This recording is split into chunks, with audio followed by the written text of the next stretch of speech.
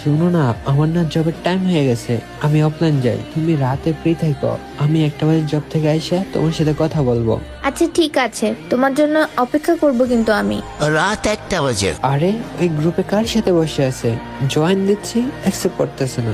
আরেকবার দিয়ে দেখি তো।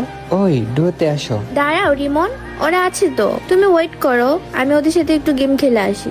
আরে বেবি, এটা ঠিক না। আমি তো তোমাকে আগেই বলছি আমার জন্য অপেক্ষা করতে, কিন্তু তুমি তো ওদের সাথে বিজি। আরে তোমার কি মনে হয় আমি তোমার জন্য আমার ফ্রেন্ডকে ছেড়ে দিব? ওয়েট করো না একটু।